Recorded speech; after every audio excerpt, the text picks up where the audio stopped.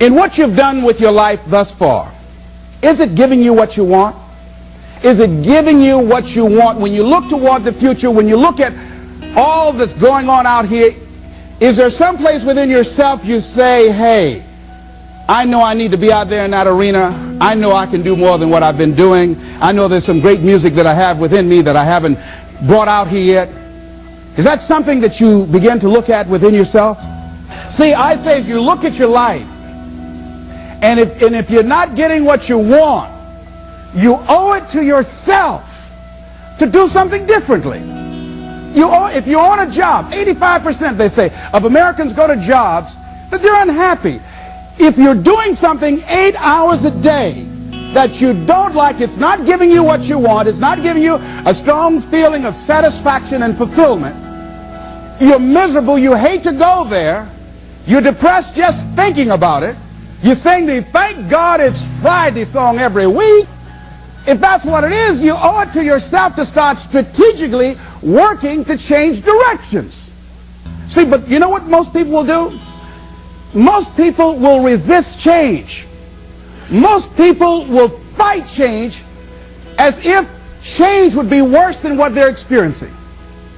See, they know this. They're familiar with this. Most people will not challenge the unknown. They won't just step out there. See, there's certain things that's got to be in place. They got to see it all together.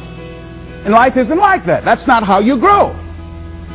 So as you look at your life, you're saying, I'm not getting what I want. As you begin to look toward the future, begin to know that whatever it takes for you to create that, you've got that in you. You've got that. You've got genius in you. You've got goodness in you.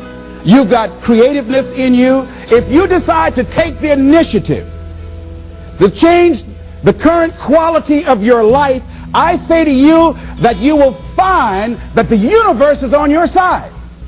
That life is on your side. Now, will it be turbulent? Yes. Will it be easy? No, no. Will you have some opposition? Yes. Will I make a lot of mistakes? Yes. Will I get hurt? Yes. Yes.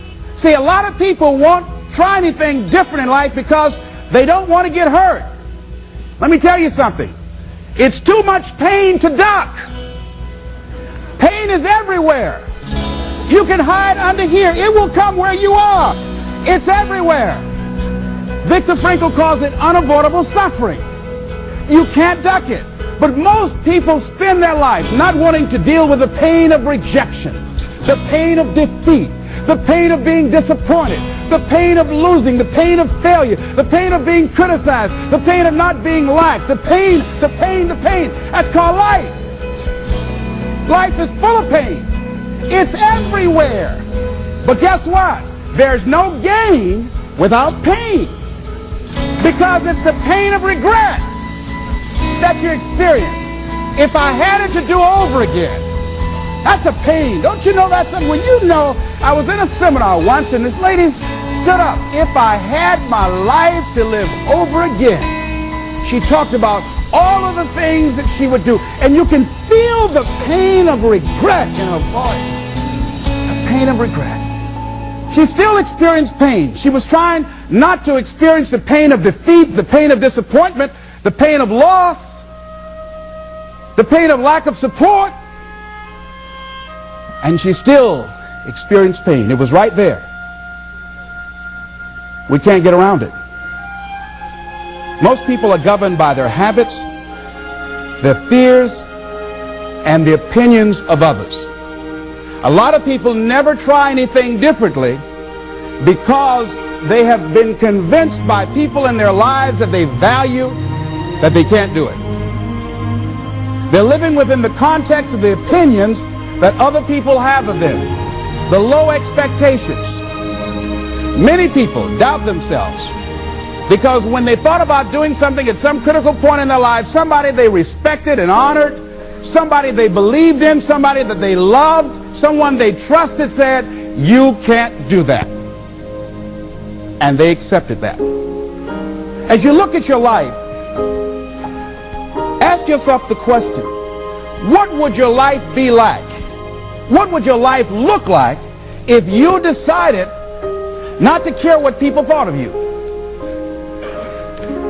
What would your life be like if you decided to give up some of your fears? What would your life be like if you decided to become courageous? What would your life be like? If you decided to act on your dream, if you did what you felt in your heart. You know what courageous means? Tom Rusk and Randy Reed said. They said that courage comes from a French word which means of the heart. But how does it feel to you? He says it's courage, you know, it takes courage to live. Says most people go through life not allowing themselves to step out because they don't want to let go. They don't want to be blown around. They don't want to be moved.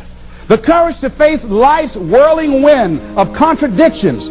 The courage to love yourself. The courage to love. For years, I was afraid to love. The courage to take a chance. The courage to be who you are.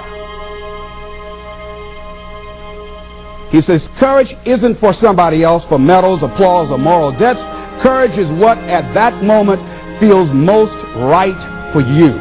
Not just situational ethics, but what feels right in your heart. The word of the heart. What feels right in your heart. One great philosopher says, cowards die many times before their deaths. The valiant never taste of death but once. What does that mean? That valiant people aren't afraid? No, no, no. It means that they experience that fear and they move forward. They move forward anyhow. Many people are dead now. Many people are allowing their dreams to die. Many people are allowing their ideas to lie dormant and collect dust. Many people have all this talent and ability that they are allowing to be buried inside of them, that they will take with them to their graves because they didn't have the courage to be who they are. And I say, as you begin to look toward the future and manifesting your greatness, it's going to take everything in you, that your life deserves the concentrated effort to begin to look at how is it that I can express more of me? How is it that I can bring my ideas out here now? How is it? And start living with a sense of urgency, because you're here today, you're gone today. Life is unpredictable. It's uncertain. There are no guarantees. No guarantees out here at all. So holding back, what are you waiting on? Ask yourself, what's the benefit of your waiting? What's the benefit of your not living your dream? What's the benefit of not listening to yourself? Oh, please, listen to yourself. You know the feelings. If you start listening to the feelings in your heart, and I'm doing it now more every day, I find that my feelings, I can trust them. And I say to you that as you look toward the future, you look at life on a daily basis, if there's something that you have been given, if you've heard something within yourself that you know that what you're doing now doesn't fit for you, it doesn't work for you, it's not giving you what you want, and there's something else that you want to do, don't allow that inner doubt in you to talk you out of it, to build a case on why you can't have it, to tell you why you're not good enough. You ignore that inner voice and all of the external voices. Don't judge the possibilities for what you can do based upon the circumstances, because the circumstances won't determine who you are. Don't determine what you're able to do based upon your resources. Don't determine what's possible for you based upon where your life is right now. Where your life is right now is not you. That's just what it is right now. But the possibilities for you are unlimited. If you're in a rebuilding process, it's unlimited. If you're coming back from adversity and devastation, it's unlimited of what you can do. That's the capacity of human beings. It doesn't matter how many mistakes you've made. It doesn't matter how many flops you've had. It doesn't matter how much money you've lost. In fact, I see it only as an investment of what you learn from life. Not losses, but investments of what's possible for you. And I say to you that once you start listening to yourself, and as you begin to act on your dream, as you start just trying to find your way, doing what you can with what you have, you will start seeing things opening up for you. You'll start attracting people. You say, where'd they come from?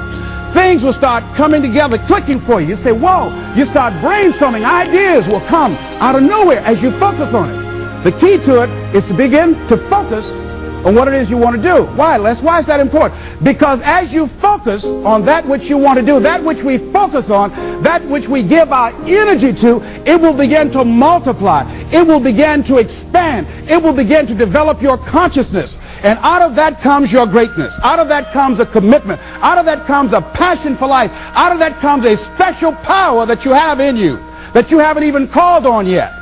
See, the powers that we have will never reveal themselves if we don't challenge them, if we don't put ourselves in a position where we have to use them.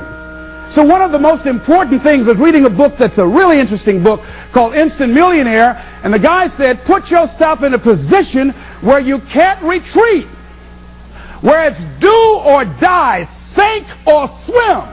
Here's what you'll find out. You'll develop incredible swimming skills. You'll find yourself stroking unlike you've ever seen before. Through the inspiration of desperation, you'll become more creative than ever before. So what is it? How do we handle that whole piece?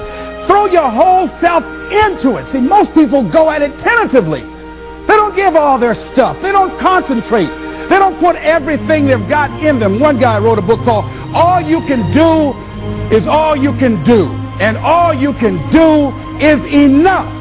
But he said, make sure you do all you can do.